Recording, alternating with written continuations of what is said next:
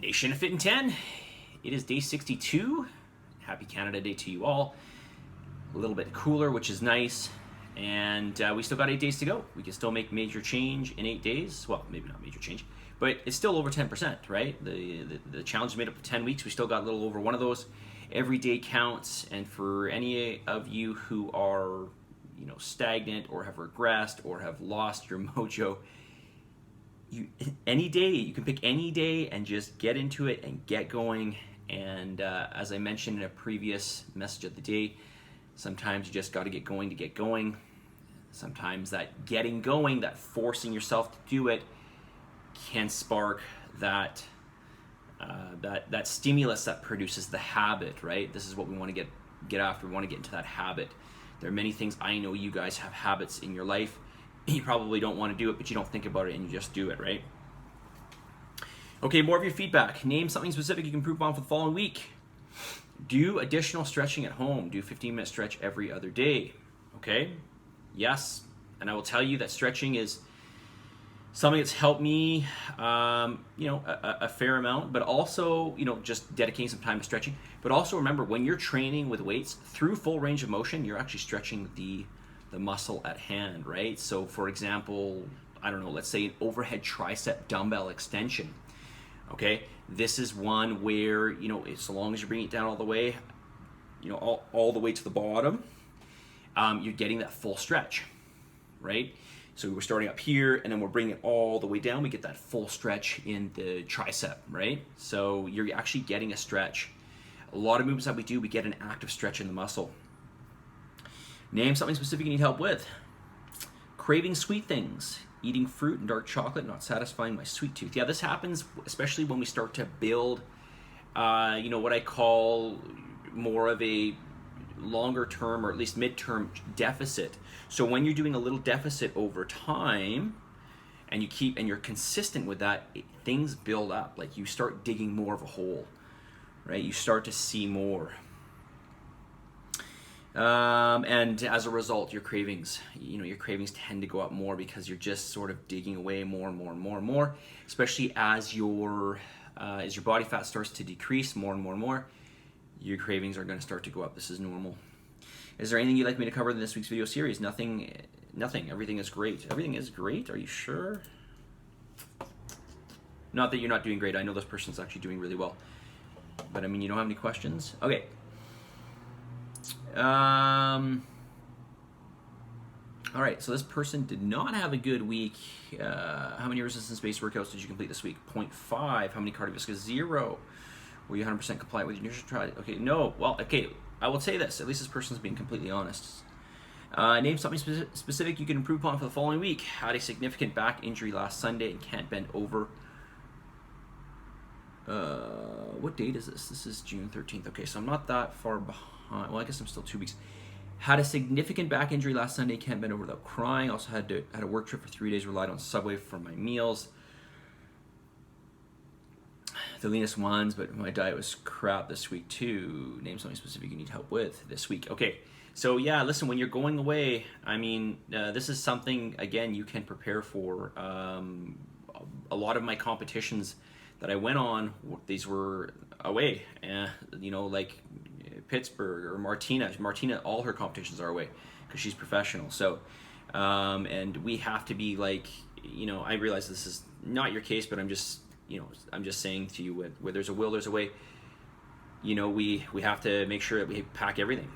And so just like I'm sure you packed some things for this trip, your food would be another one, right? So in the case of this challenge, certainly, right? So, and there's lots of things you can do. Like I went on a road trip one time and I actually stopped at grocery stores, and yeah, I realized, whatever, you can say I'm a bit extreme or whatever, but I was in my car, I had a refrigerator that I plugged into the back, I had my food scale, and I literally just bought things like cottage cheese and tuna. I had a can opener, I bought fruit from the store, I bought bottled water. I saved a lot of money too because I wasn't eating at restaurants, and I ate totally fine the whole way, with the exception of, I gave myself a meal or two out at a restaurant, but I ate just out of grocery stores, just buying, virtually all the foods I would buy. With the exception of, I can't obviously cook meat or anything like that, but I could still buy things like Greek yogurt and cottage cheese and tuna, and even if there was like barbecue chicken or something, I could buy that. I could buy all my fruits, this type of thing. So I will always say, where there is a will, there is a way. If you really want to do it, you'll find a way. You'll prepare for it and you'll do it. Name something specific you need help with this week. Okay. Well, listen, all I can tell you is I certainly can't, I don't know how hard your life is, but, again, this is just a matter of, thinking about this beforehand. Obviously, your back injury, you can't help. I'm not going to suggest that, obviously that was probably some sort of freak accident, so I'm sorry to hear that. But this is not a reason for you just to give up, right? This is not a reason for you just to be like, okay, I'm not going to do anything. You can still plan your food, you can still pack your food, you can still take it with you, okay? Even the hotels that I stay at, I will use their bar fridge, or I'll ask them if there's no bar fridge or they don't have a fridge in the room, then I ask them to keep it, if I can keep my food in their refrigerator downstairs. They usually have something, they may have a restaurant attached to it or something like that. Okay, you just got to seek out ways. When I stayed in Pittsburgh, I had a fridge, but Eric, one of my trainers at the time, he was staying with me, and he didn't, and he actually just bought ice. So he just kept putting ice in his thing to keep his food cool. Is there anything you'd like me to cover in this week's video series? Not this time. Thank you for your encouragement. Name something specific you can improve upon for the following week. Touching my knee to the floor when doing squats. What are you talking about? Touching my knee to the floor when doing lunges, maybe you mean? I think you mean lunges. Because, man, that would be a really deep squat, right? You're squatting down and your knees are actually touching the floor. Very impressive. I mean, that would be some serious flexibility in your Achilles and your calves. I will go slow and touch my knee to the floor for at least half the reps for the first set, using no dumbbell, but concentrating on touching. The left side is always easier than the right. Okay, so sometimes this is just a strength thing. If it's a strength thing, don't use any weight. Just go body weight and do partial reps, and then just work on trying to get more range of motion over time, or cut back on your reps, do full range of motion if you can get some. The other aspect of this, which can make it hard, is if you've got tight hip flexors, okay? So if you're coming down, and I'm assuming we're talking about lunges here, not squats. I think I'm making that assumption. I think my assumption is correct. The other aspect is the hip flexor. So the leg that's behind you, if that hip flexor is really tight, it's going to want to make you fold forward. It's going to be harder for you to come down on that front leg. So sometimes stretching out your hip flexors. So that stretch that we typically do, not always, but typically do on a leg day at the end of the workout, where we go down in a split squat on the mat and we just sort of push against the hip. We tend to raise the arm up and twist to the inside. That is one thing that could really help you on this. You might feel that you have a little bit, you feel a little bit more liberal through the hips in terms of getting down. You'll feel less restriction through the front of the hips. Name something specific you need help with. Still work on touching my knee to the floor when doing, okay, I said squats again. Maybe you mean split squats, okay? So this would apply to split squats as well, lunges, etc. Even Bulgarians. I find one side easier than the other. Sometimes use a light dumbbell, but still can't seem to touch the knee on the left side. Usually on the last set, if I use a dumbbell, I'll put it down and concentrate on touching my knee to the floor as close as I can to the floor. By the last set, I can't seem to touch either knee to the floor. Okay, so it's just because you're fatiguing. If you're able to do it in the beginning and you can't do it through the end, it's because you're fatiguing. You're just getting tired. Okay, so this is normal. What I would suggest to you is use lighter weight.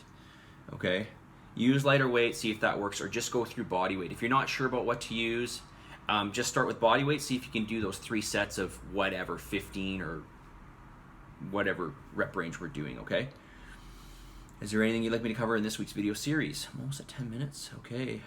Is it a good idea to weigh yourself every day when you have a goal in mind? I thought it'd be I thought it helped provide information on whether you're eating right and exercising and doing the right things so that you can switch up if needed.